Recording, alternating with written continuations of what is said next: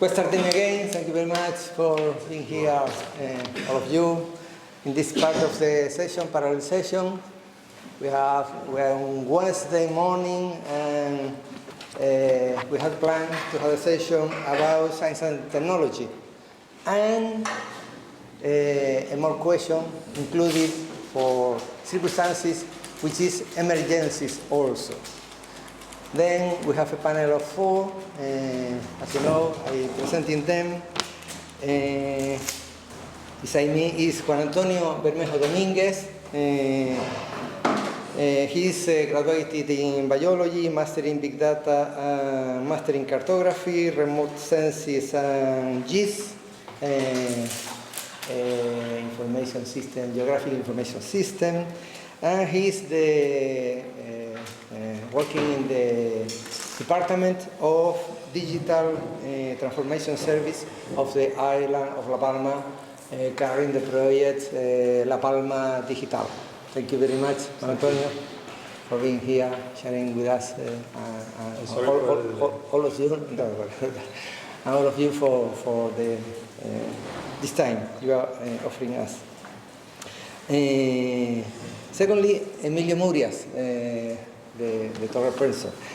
Emilio is advisor in new technologies, working with the Federation of Enterprises of La Palma, which is named Fede Palma. He's in charge in all the transition in digital content of these small companies, working not only in La Palma, but also in other islands.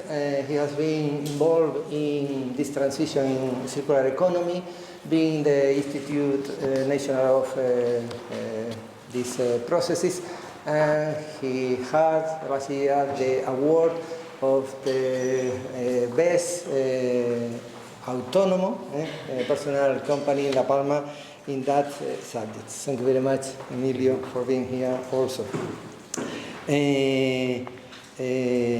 José Heriberto Lorenzo Hernández is from our childhood friends in the same municipality, but being grower, he's now the insular coordinator of the emergencies in the Cabildo Insular.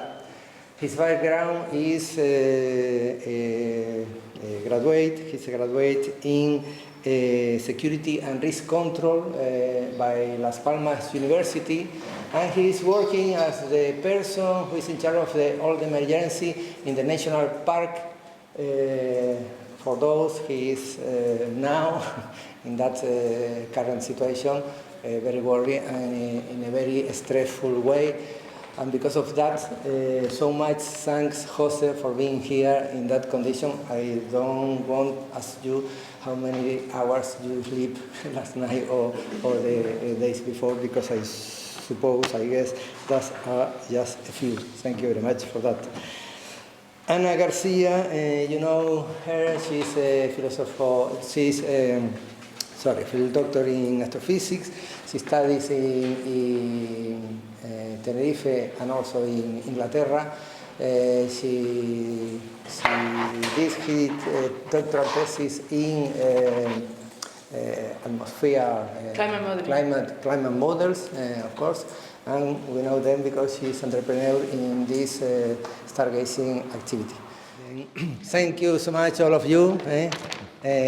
We have here an example of 4 different bodies, institutions in La Palma: the Cabildo Insular, National Park, and organization at the regional and national level, an association of enterprises, and an enterprise by their own in the case of Ana. We are working now to go to the working sessions. We have those 2 rooms. Lee has opened one of them, and in the way you know, we go to work now.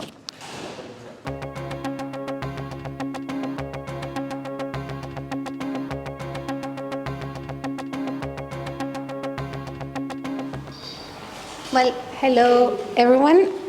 First of all, we have to thank Juan Antonio for all the valuable knowledge that he's shared with us. Here are some key points, takeaways that we've generated after the conversation. I have to say some things, we might not mention them because we've already discussed in other topics. I have to highlight that their project, especially the SMART project, is amazing. The amount of technology, data.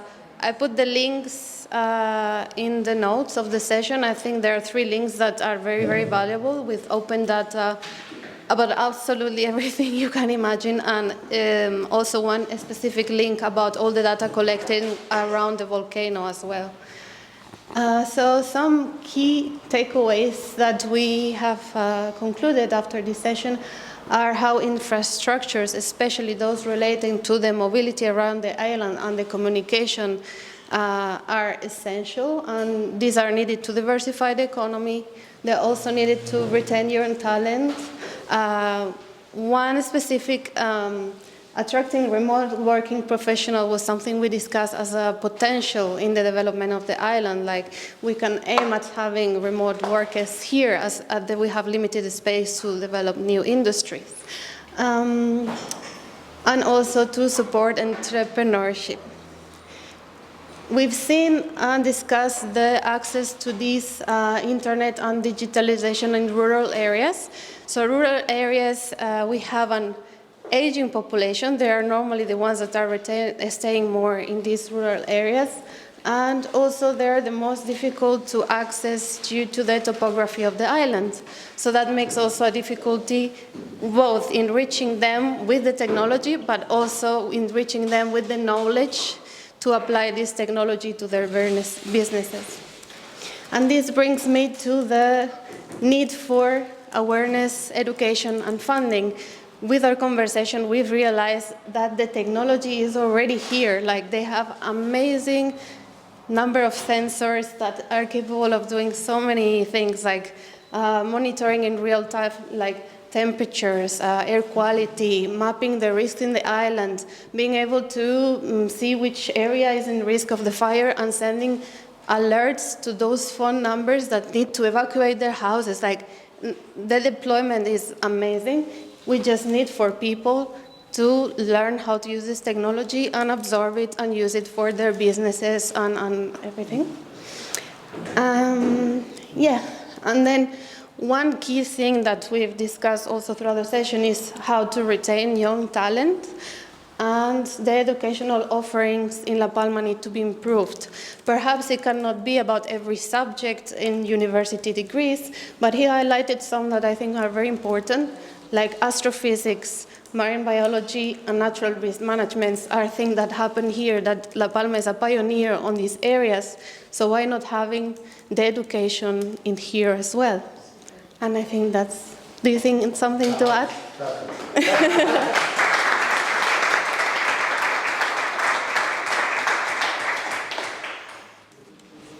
Okay, group 2, we were with Anna, who,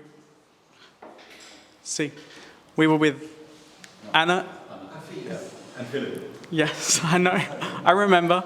We were with Anna, who we spent the other night with looking at the stars, and then halfway through, Philip joined us, who works with cycling tourism on the island, but we didn't get as deep into that. But what we did discuss a lot was actually that Anna and Philip face the same challenges, just night and day. Philip during the day with cycling, Anna at night. So if we're referencing astrotourism, you can take the same learnings for the cycling as well. The first key point is that prior to the pandemic and the volcano, the industries were huge for astrotourism and for cycling. And they actually referenced that they were going to die of success. Anna herself was seeing 2 to 5% of the tourists coming to La Palma every year, just herself. And there were like 6 other astrotourism companies on the island at the time, so she was only catering to a portion of that tourism.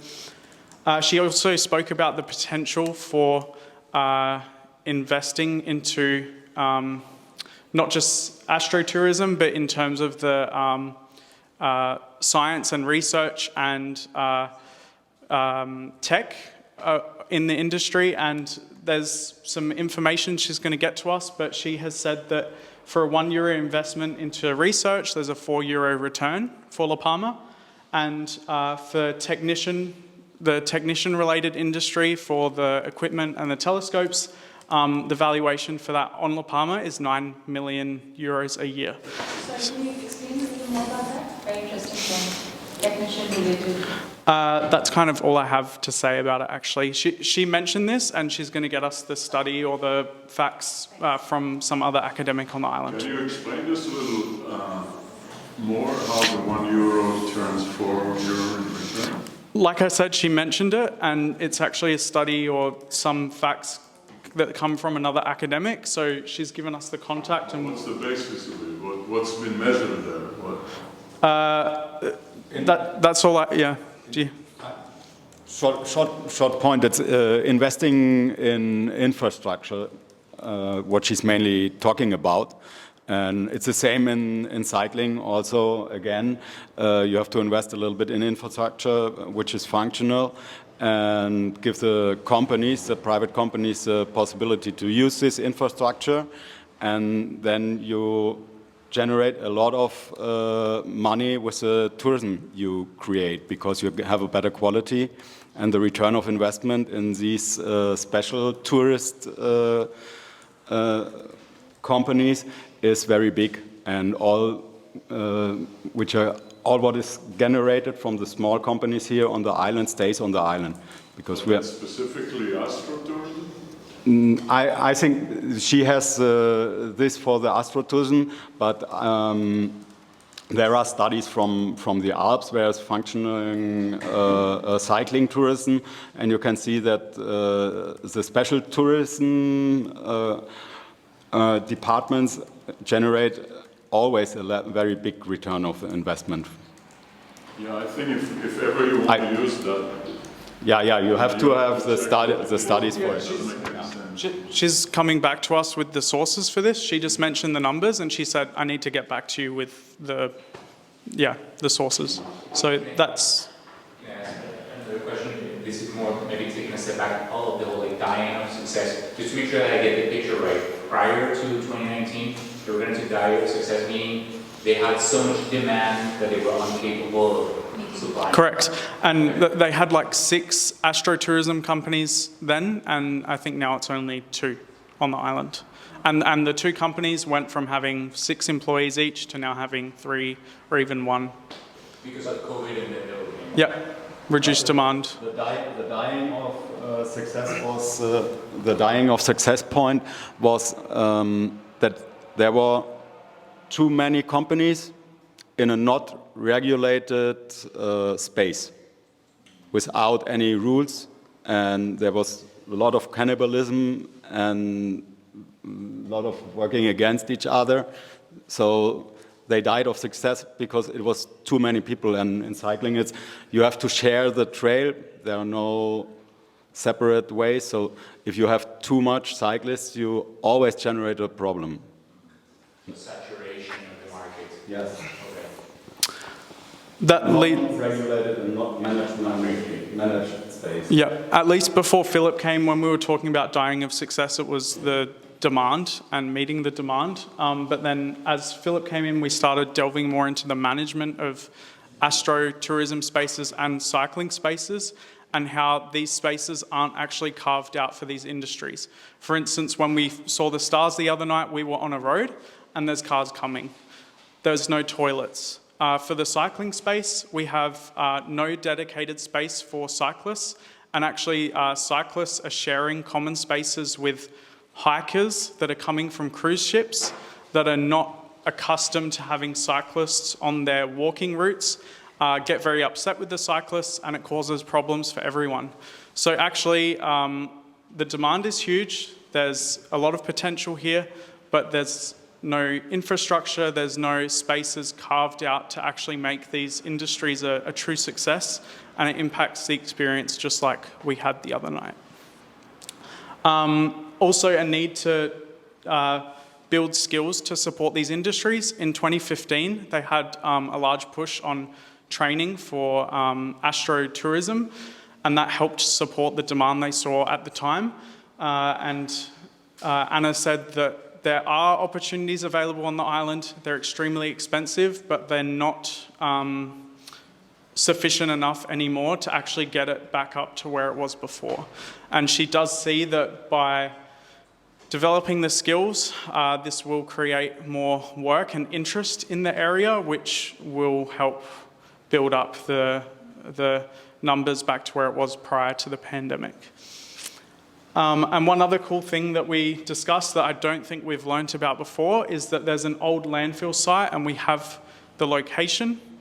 And this old landfill site is actually now a planned space for this hub of tourism where they will have, the plan is to have a planetarium. The building that's currently there will be an educational space for waste management. There'll be cafes, there'll be links to hiking routes, to cycling routes. And this has all been approved and planned, but nothing been executed upon. So this kind of plan exists and potential for education, for tourism, for a lot to take place. And just a bonus quote is there are certain type of tourists that are causing problems for the cycling tourism. As an example, we've said that tourists leave rubbish, not money. They even come onto the island for a day. They don't even eat or spend money in the restaurants. They just go back onto the ships and spend their money there and eat there. So that type of tourism is actually not bringing any benefit to the island. It's causing problems for those that actually want to explore the natural resources. And the tourists are not actually adding dollar value to the local businesses here. On the second point, the astro observation is the facility that we heard about the other day by Antonia? No, when we talk astro observation, just any, like the group we were in the other night, just guided tours, any space to view the stars and observe constellations. There's no management of those spaces. Anna is just, we have to go on the road and share spaces with the public, which, There is one dedicated space now for astro-tourism. It's near a visitors center, but the space is extremely small. It's supposed to be shared by multiple companies, and the space is too small. There's some toilets there, so it seems like there has been some effort to cater to the industry, but it's extremely insufficient for actually what the demand is from people like Anna. That's it. Group 3.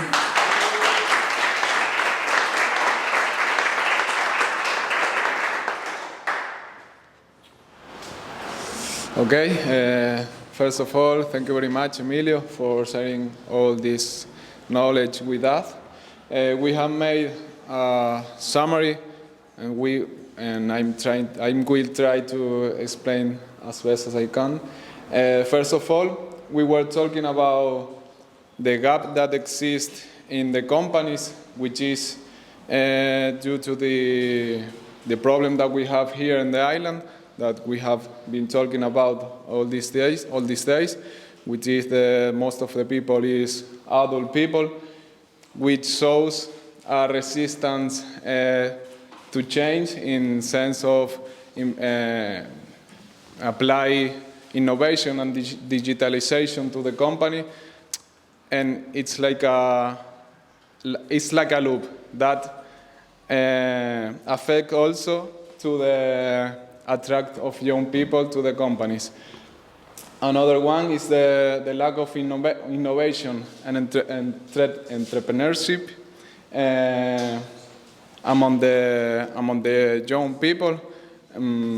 That this is a factor that we link with the with the opportunities that the subsidies can give to the young people. But we were talking that the subsidies are not well oriented in the sense that they don't encourage young people to find a job, but it's okay, I'm having 400 euros a month and I'm good as I am, I don't want to work. And we were talking about, we have to make a change in this sense. Also, the lack of opportunities for specialized jobs for youth. The most of prepared people, university students go abroad to find for a job well paid than here in La Palma. Okay. Then we were talking also about the cultural problem that we have here. I think Harry mentioned it before. We have to change our way of manage our waste, since childs to give them that knowledge to their parents. And at the end, we were talking about the great amount of opportunities that the island has for investment in new economic models in the sense of energy and other ways of make tourism and all of these kind of things. And here we have, it's more or less the same with the challenges in this and everything that we were talking about, and the solution that could be put into reality. So I don't know if you have any question, or my partner want to add something more about. Yeah. On the waste management, what is the cultural issue there about waste management? I think that here in La Palma, what happened is that here in La Palma and in a lot of places, I think here in the Canaries, we don't know where our waste goes.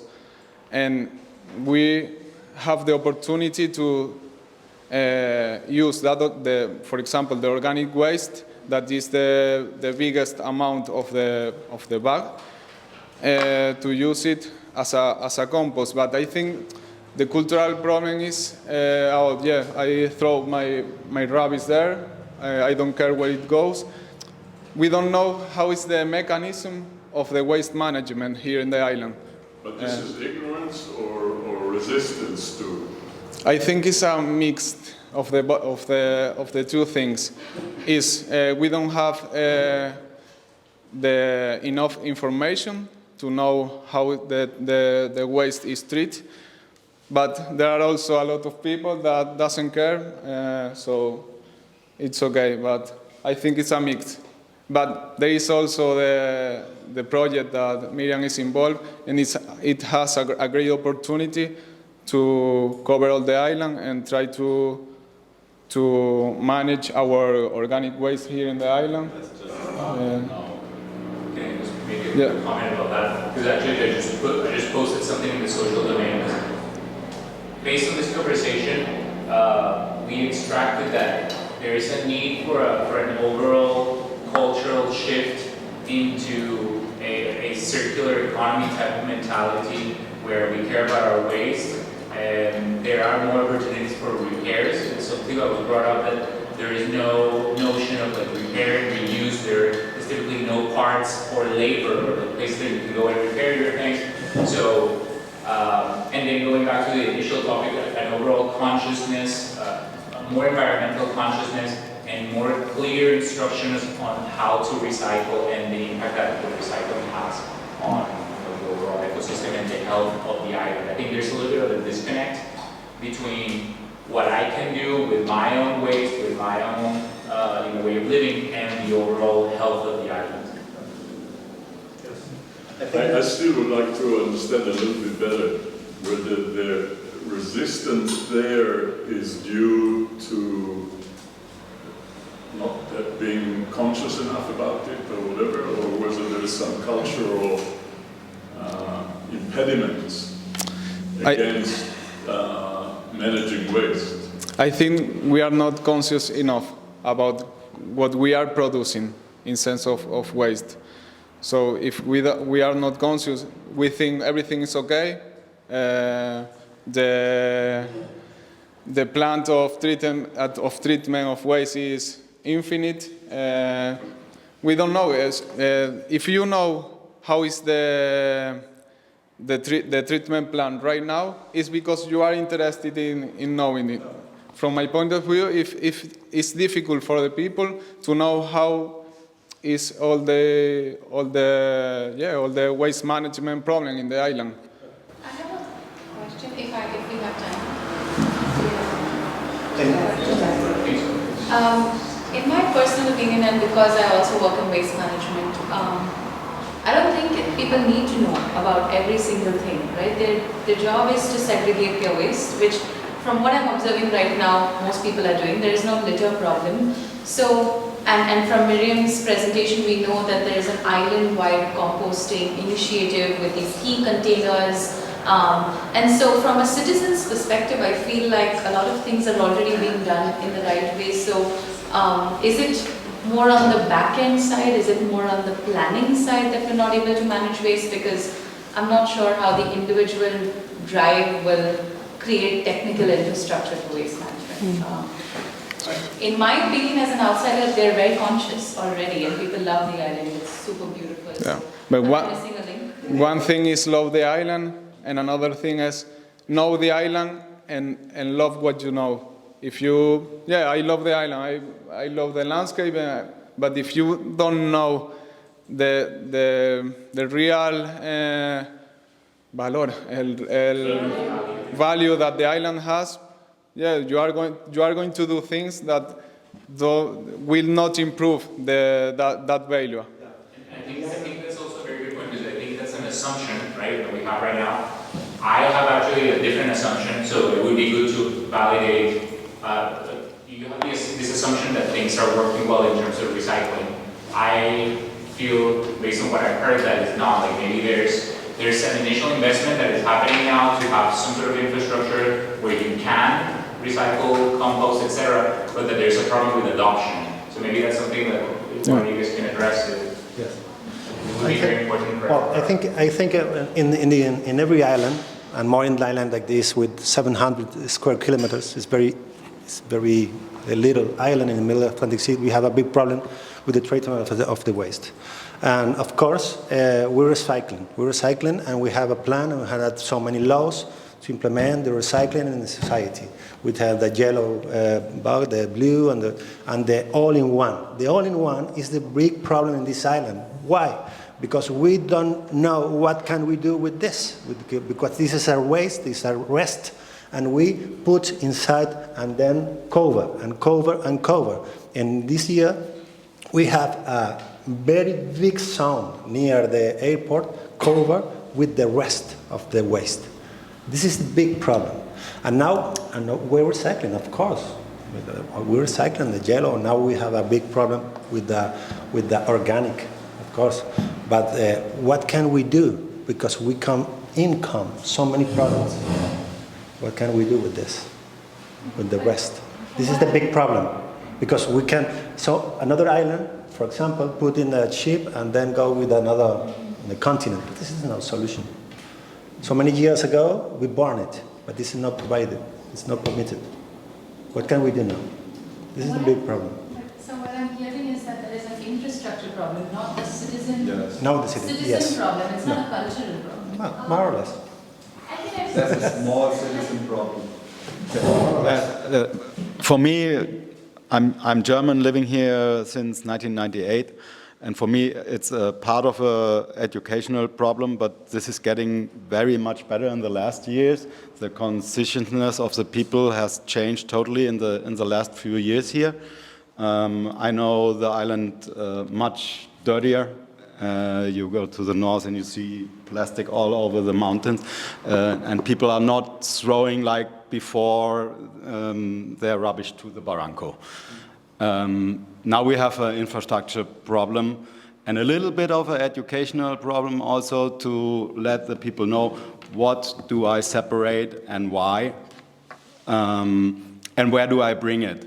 It's also people have to walk a lot or even have to take a car to get their waste separated. But you have a general waste bin before your house, so people, sometimes it happens to me that I do separate in my house, and then I go outside, I have to be quick, and I put all in the same. It's a typical problem here because the collection doesn't work very well also.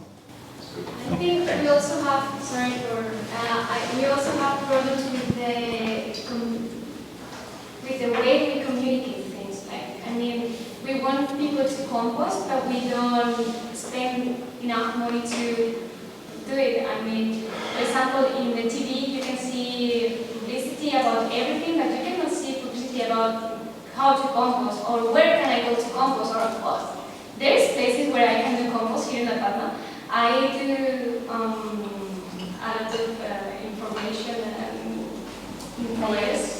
yes, and I can see that most of the people do not know that this kind of activities exist. So I think we need more, like, good money in good places. I think the compost, the thing with the compost is that people have to have the idea of the additional el valor añadido que eso te da. The additional value which you have when you compost with your waste. And the permaculture people in all the northern part, they do this already. And it's everybody here, and they use the compost and natural activity every day. They grow on stones with their own This is compost. not the problem. Maybe in the main towns and the city of Las Llanas and the Palma, and we have a new project 3 months ago. We began with this amazing project with the ground cube, and we pass free in every house, and we are. This is a very good project. Very good project, yes. And then I can't think of brown deposit bin with the organic and compost solution.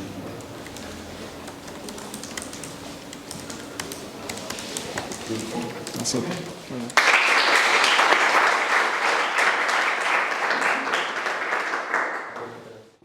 Well, thank you everyone for staying. I know we're supposed to be eating lunch, so I'll try to be quick. And actually our session was in Spanish, so I only understood about half or so. I'll try also not to repeat all the same points that we just heard about. But we were working with Heriberto Hernandez. I updated it, but maybe it's not here. So my group was me and Lee and Miriam and Marila. And a lot of what we were talking about is started around what Heriberto is doing in risk management with the fires and things like that, and then expanded out from there. And so we talked about the protective spaces because we'd heard other people kind of complaining about it, and we wanted the other side of the story. And these are a way to reduce the vulnerability of the population. And so, for example, the top of the mountain is like very protected, and then there's a middle zone that we heard used to be used for traditional agriculture.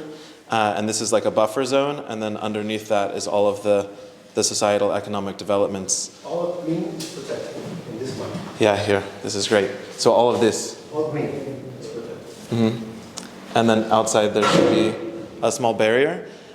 This sort of buffer zone where it was rural living, traditional agriculture, a lot of this is the place that's becoming abandoned, which is creating a lot of risk because the families that were there were designing their yards and their houses in a safe way. They were always there present.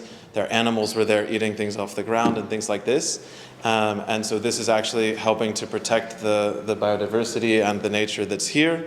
As well, if this catches fire, as we saw the other day, then there's a great threat as well to the economic side on the other side of the buffer zone. And so actually this serves to help the people, but not everyone can see it that way currently. The rural tourism, which is starting to fill in these gaps, right, where things have been abandoned. is also creating a risk of its own, because people are making like a very beautiful garden, it's going right up to the house, and so risk management practices are not being considered. And they're bringing in also exotic plants, which may or may not be invasive, but also, properly might not belong here. And this is displacing, again, that traditional land use that was being protective. So there's sort of like an introduced threat as well as a reduced protection. So we were drawing, Marila has a nice model of this that will be shared later. There's also the traditional knowledge and the culture that was going along with the previous lifestyle that was being passed from generation to generation to generation. And so two problems came up. One, that people are leaving into urban settings or leaving the island, and so that generational knowledge is lost. But also that even the families that stayed here, the young generation may not be so inclined to participate or to learn, and so they inherit the house from the older generation, and they no longer are performing that traditional practice. Okay, we talked a lot about the circular economy, and the one thing that I wanted to add from Alberto is that we learned that there's a great biomass here in La Palma. We've all seen it, we feel it, but just concretely quantify that. And despite this, we're importing biomass from other islands for agriculture, for example, or livestock feed in the case when there was larger cattle farming. The need to invest in prevention rather than recovery is something that many of us should be familiar with. But if you spend €1 to prevent a forest fire, you avoid spending €7 to do the recovery later on. So there's a great economic demand for this, and so it's really just a question of short-term versus long-term thinking at that point. And the last one, which is going to sound a little confusing, and hopefully the picture will come on the next slide, is that there are outside incompatible cultural practices that are creating risks. And so like this was a small example of that, building your garden with exotic plants. Were these the outside incompatible? One moment. Yeah, maybe it didn't finish to upload. So several years ago, there was actually a large forest fire that resulted in a park ranger's death because a tourist had come, was hiking, used the natural toilet, and then lit the toilet paper on fire, which is a cultural practice from where they came from, but completely incompatible with what's here. And so there's not, it's sort of like the extreme example to emphasize the importance of educating people as they immigrate or as they come as tourists. What is the local policy? What are the local threats? And don't just do what you do back home because it doesn't work here. Yes, I think he spoke about the fireworks. It's a cultural, no conventional with the risk. The fireworks, fuegos artificiales, fireworks, no? Fireworks, yeah. Yes. And 5 years ago, we have a big fire occasion that is provocado, no sé cómo se dice. It's made by a firework. Fireworks is a very dangerous activities in summer. Yeah, so this is actually the news release about that. Park ranger dies tackling forest fire started by man lighting toilet paper. So you can imagine the outrage when something like that happens. And of course, it's an extreme example, but an indication of a risk that should be managed.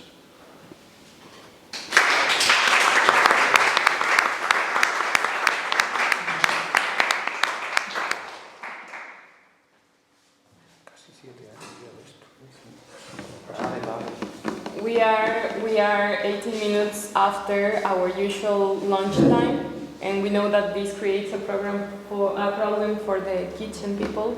So I wanted to ask you if you have any comment or question, and if it's too long, perhaps we invite you to lunch and we can address that together. But I don't know if there's a quick comment or reflection that you would like to share. Okay. Well, let me tell you something. It's very important that you think that we live in an island, and we have a very big problem, an island in the middle of the Atlantic Sea. We have a problem of a secondary insularity. We depend with another big island, with Tenerife or Gran Canaria. We have the problem of the island, the main island, Tenerife or Gran Canaria, and all that we need come from Gran Canaria or Tenerife. And we have the problems of the island, the waste, for example, the energy, the mobility, of course, the technology. And the one idea that it's developed in Spain, that is the unpopulated areas. This is zones of Spain, in this case La Palma Island, when the young people migrate to another island for a new future or for the best future and never come back to generate economy. And I think this is the most important. And this idea with our past, we depend in excessive, in my opinion, of the banana agriculture. It's very extensive, and the tourism is not at all implemented in the island. This is another kind of our problems, and we depend on the sea, and we don't develop the economy around the sea. I don't know why, but this is a real thing. And we have new opportunities, of course. We have new opportunities around the astrotourism, astrophysics, and environment and risk. And I can see this is a new opportunity for us, for developer in the future. This is one idea. Thank you.